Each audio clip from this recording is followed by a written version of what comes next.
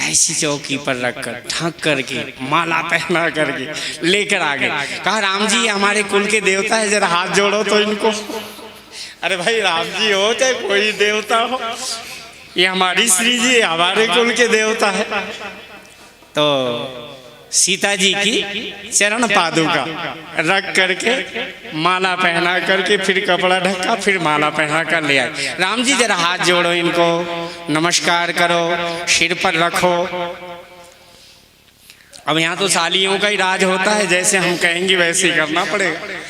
राम जी ने कहा मैं तो एक देवता को मानता हूँ, भोलेनाथ को, सदा खुले रहते। आप खोलो जरा, तुम्हारे देवताओं का दर्शन तो करें, तो हम भी तो नमस्कार करें। सखियों ने कहा नहीं हमारे देवताओं को शर्म आती है, ये घूंघट में रहने वाले, तुम्हारे देवता थोड़ा है कुल के, ये हमारे कुल के देवता। राम जी ने कहा भाई देखो तुम्हारे कुल के देवता हो चाहे हमारे, लेकिन देवताओं का दर्शन तो कराओ पहले। सालियों ने कहा ना ना इनको शर्म आती है, आप ऐसे ही हाथ जोड़ो या सिर पर रखो ले करके, ऐसा करके। तब तक एक से आई ना सरहज, उन्होंने कहा सुनो, अरे मजाक, देर हो रही है अंदर पूजन में, एक काम करो लक्ष्मण से कह दो यही प्रणाम कर लेंगे।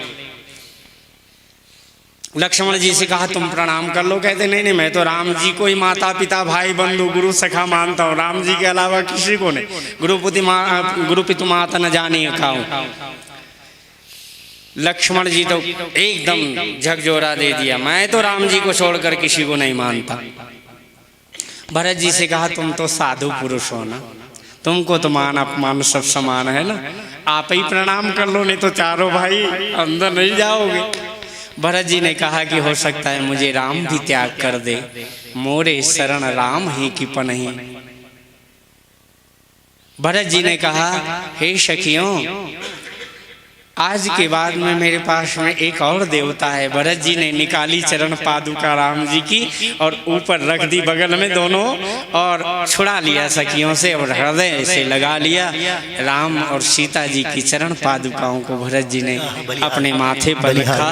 मेरे राम जी को बहुत देर हो गई खड़े खड़े, इसलिए राम जी त्याग कर दें, लेकिन मेरे लिए राम जी और सीता जी दोनों की चरण पादुका ही आधार है। मेरे तो आधार सिया राम की चरणार बिंदु। भरत जी ने जब ले लिया, सब सखियां खिलखिला कर हंसी, और खोला तो राम जी सीता जी की चरण पादुकाएं थी। तो भरत जी ने हृदय से लगाकर अपने पास रखा। सखियों अब जन्म जन्म के लिए यही मेरे पास में रहेंगी, यही मेरे इष्ट देव रहेंगे, तुम्हारे इष्ट देव ही मेरे इष्ट देव रहेंगे। ऐसा कर कर भरत जी ने ले लिया। देखो खेल खेल में भी, प्यार में भी इस तरह से राम राज्य की स्थापना होती है। आज भगवान राम जी गए, पूजन हुआ विधिवत कोहबर में, जैसे होता है हमें पता नहीं, हमें आप लोग वैसे करते रहो बड़े प्रेम से। और जैसे विवाह हुआ था तो राम जी से कहा सखियों ने चुटकी भरो, मांग में सिंदूर दान करो। चारों भाइयों ने चारों महारानियों के मांग में सिंदूर का दान करते हैं। राम शीय शिर सिंदूर दे, इसलिए माताएं बहनें पहले मांग खाली भरी गई। श्री जी का स्थान यहाँ से शुरू होता है, और श्री इसलिए मस्तक में। आज से विवाह का क्या संबंध का अर्थ? पत्नी को आपने क्या दान किया? आपने श्री दान किया। चाहे कंगन भी छूट जाए, मंगलसूत्र भी छूट जाए, सारे आभूषण छूट जाए, लेकिन सबसे बड़ा आभूषण माताओं का, विवाहित कन्या का एक ही लक्षण है कि उसके मस्तक पर सिंदूर भरा रहता है। हाँ, लाल रोली। बड़े भाव के साथ आइए। गोस्वामी तुलसीदास जी महाराज लिखते हैं, श्री रघुवीर विवाह। और राम जी की बारात तो 6 महीने तक टिक गई। अभी तक हमने देखा 30 साल 35 साल पहले 3 दिन तक बारात रहती थी, 2-2 दिन तो रहती थी, तीसरे दिन विदाई लेकर के आते थे। और आजकल कलयुग ऐसा हो गया कि बस चट लगनी पट ब्याह के जाओ सुबह होते हुए। अब वो क्या समधी समधी मिलेंगे, कितना भाव होगा। सेवा करते थे, बैठाते थे, चरण धोते थे, कन्या का दान किया। संक्षिप्त में कथा भरत चरित्र की शुरुआत। दादा अभी ना जाओ, भरत चरित्र सुनो।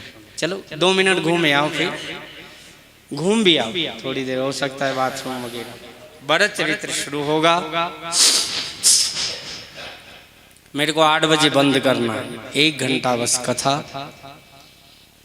बड़े प्रेम से थोड़ा सा भरत चरित्र श्रवण करिएगा। वैसे मुझे याद तो नहीं है, लेकिन फिर भी चलो भरत चरित्र का प्रयास करेंगे थोड़ा सा। अगर जीवन में थोड़ा भी अनुभव हो जाए कि भरत चरित्र, हाँ थोड़ा घूम फिर जाओ। अभी मेरे को अभी थोड़ा देर भी लगेगा, 10-15 मिनट। और भरत चरित्र बड़े भाव से श्रवण करते हैं आज। इति श्री रामचरितमानस सकल कलुष विध्वंसने प्रथम सोपान बालकांडम समाप्तम भवति।